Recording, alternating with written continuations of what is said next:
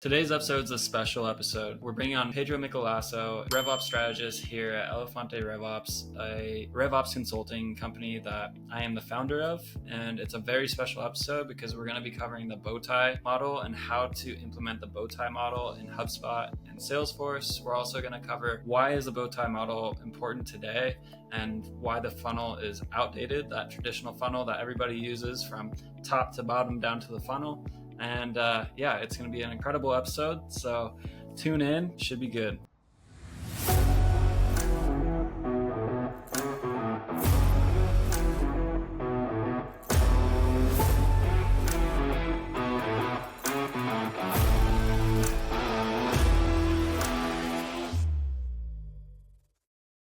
To give you a taste of what's coming, I'm joined today by Pedro Miquelasso, a certified revenue architect with over a decade of experience in SaaS and revenue operations. Pedro has worked across sales, account management, and RevOps, and he's one of the sharpest minds I know when it comes to operationalizing go-to-market strategy. We'll dive deep into key ideas from the webinar and explore practical ways to fix your funnel using the Bowtie model. Let's get into it.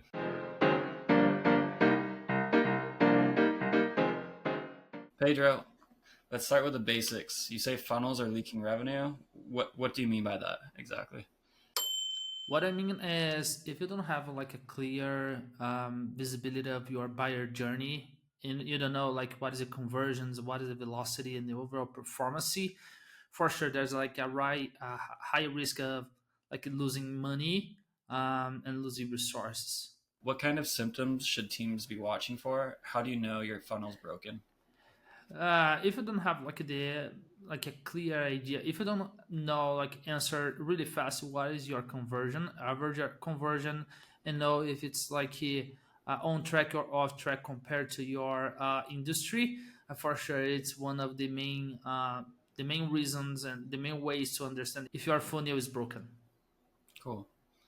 I know we'll go deeper into that and specifically diagnostics and how we run RevOps diagnostics in the workshop that we have coming up July 29th, but that's already a powerful mindset shift. So yeah, thanks for sharing.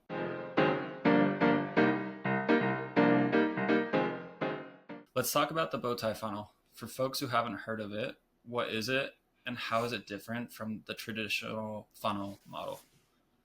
Traditional funnel is good, but it's not enough. So the Bowtie module is like the traditional funnel to second version, which it takes in consideration the retention and expansion part of the business. So the traditional funnel is good enough for acquisition and new business, but like you have a lack of informations regarding your post sales and the other side of the business that it's tied to the customer experience or customer success role, which is like as your company grow, it becomes even more important than the acquisition part, because it's not sustainable. It's not sustainable like keep a business with like new business every time. So the right side of like the Bowtie module comes to kind of like cover this gap and give the visibility of your post sales, and of course like give you like the opportunities of like expansion and retention. Cool. So in other words, the funnel is great for acquisitions and closing customers, but there's a huge thing missing in that delivering an amazing experience to customer. That's where the Bowtie model comes in, and it really focuses on the retention and the expansion of our customers and delivering that impact. Yes. Cool. Amazing. Yeah, great answer. Love to hear that. Why is this model especially relevant now? Like, why are we talking about the Bowtie now? Yeah, because it's more expensive. Like a lot of like B2B companies, like you don't see unicorns like every day as like a couple of years ago, because it's more expensive to grow. So the money is not like the same money as before. You don't have like a lot of resources as before. So a lot of companies, they are trying, instead of using like a growth all costs like type of strategy, a lot of companies they are trying to build their foundation, taking consideration a sustainable and more predictable type of revenue. So That's why like a Bowtie module is more relevant today than before. Otherwise, I believe like the traditional funnel, would like cover this type of this right side uh, of the business. Uh, but yeah. Amazing. So, yeah, essentially hiring people throughout the buyer's journey on your team internally, like sales reps, like customer success managers, they're getting more and more expensive. The cost of acquisition for like ads, it's increasingly getting It's more expensive.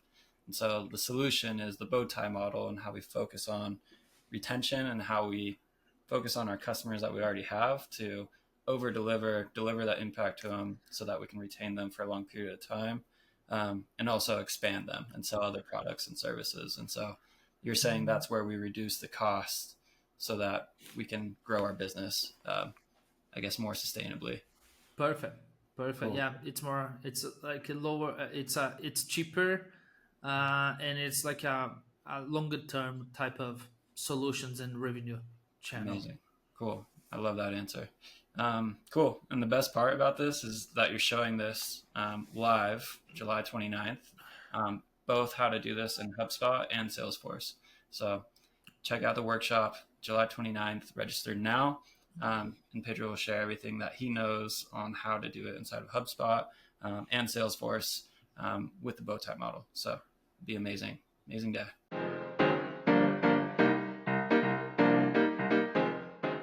Pedro, you also talk a lot about aligning buyer journeys. Can you break down what low touch, mid touch, and high touch mean in practice?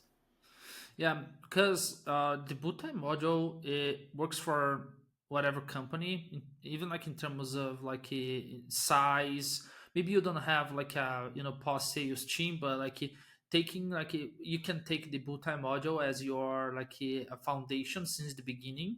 And the same is true for different type of sales process. So like let's say if you are like a PLG where you have low touch or sometimes you have like no touch type of sales motion, yeah, Bowtie module works for this. If you have like a traditional kind of more traditional B2B SaaS company, it works really well. And if you have some like high touch or even like dedicated touch where it's like more enterprise account, the Bowtie model work as well. The only thing is like it's important to take these like different sales motions in consideration because yeah, we can map and use like the Bowtie model for them, but they require different like metrics and different type of analysis. um, so yeah, but it at the end of the day it works really well for everybody. Is this something teams can map today, or does it require heavy tools and integrations? No, actually, you don't need like any addition, like a special like tool. I think you can use like Miro, you can use like Lucid, whatever you need to use to map this. But there's no, yeah, whiteboard, yeah, so you don't need like any special tool to starting like mapping your boot time module and have like yeah, brainstorm with your team. So at the workshop, you'll actually show how to operationalize those journeys. So I'm looking forward to seeing how these different touches look in reality. So thanks for sharing.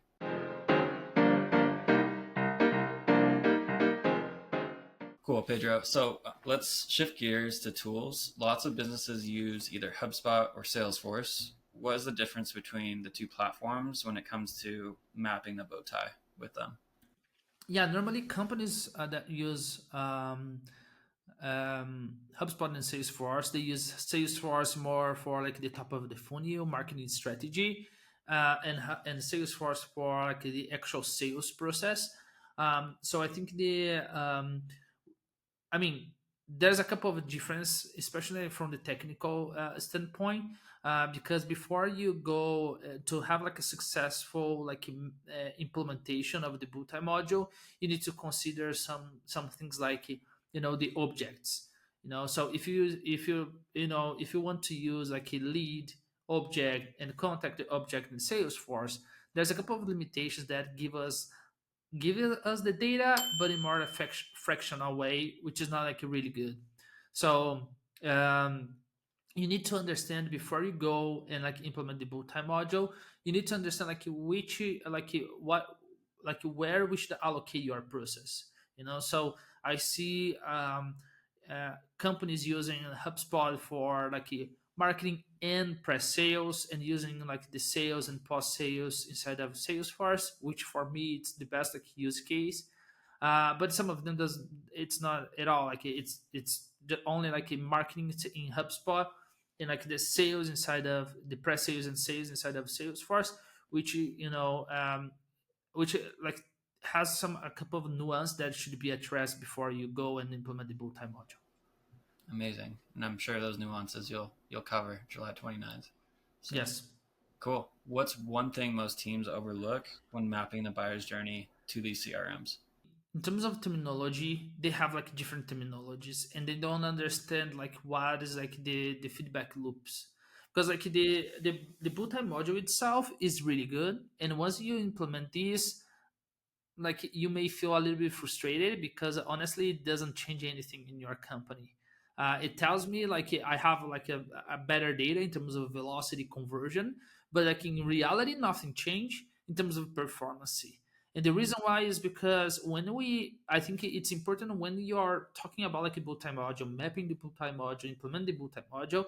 I think it's important as well have a really dynamic between the teams to understand where is the responsibility, how we should share this responsibility, how we should like have feedback loopings, and make sure that we are using the Bowtie module, we are using the data to make the process more efficient, and not only like leave it as it is and like actually great, the velocity is not great and do nothing. So I think they overlook these alignments regarding the terminology, because MQL, for example, is different for each company. What is the criteria for each of these stages, and like moving forward, like who should be responsible for what, and how like these feedback loop should work. Yeah, in the workshop, you'll walk through step by step how to build the Bowtie model on both platforms. It's a huge value for teams stuck in the middle. So, like what I heard you say and what really stuck out to me is that the Bowtie model brings visibility as well as accountability to businesses so that they can address issues faster and fix those issues so that they can scale more swiftly. So, very cool.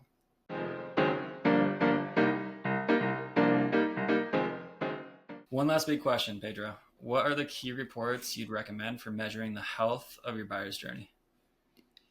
It's really cool. I think when we talk about like reports and dashboard, there's a tendency of say like I don't know, I have like 5 dashboards or 50 like different reports. And after listen some like a podcast, especially from Paul, from like the private equity firm, who said like I just need to see the basic. And yeah, I think my answer is the same. We should see the basic. What is the number of leads? What is the conversion, and what is the velocity? I say these three metrics because first of all, they are the foundation. Second, because it's hard to see a company having this data super accurate today. If you ask someone to open like right now the report and dashboard and tell us what is the velocity, like most of them don't know. They don't know. And because honestly, these like from these 3 reports you can go deeper, and then I can understand what is the problem. So I have an example of my client where we set up the Bowtie module and we start to see like the conversion, and we start to see the velocity, and we say, hey, there's a gap between MQL and SAL. And then like I go further from this reporting, and actually it's like a pre-sales problem. There's a lot of like things like slowing down this like handoff and like the lead like approach.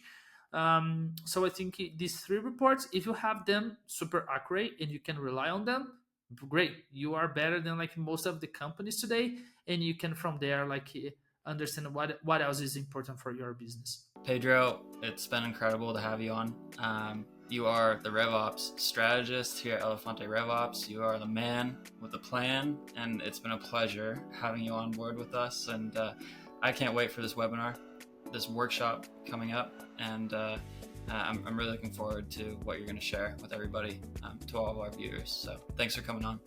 Thanks so much. See you all. If you're listening and thinking, I need this, then make sure to register for our live webinar on July 29th. We'll show you how to fix your funnel using the Bowtie model and HubSpot plus Salesforce with real dashboards, examples, and workflows. Sign up now. The link's in the description. I'll see you there. Bye.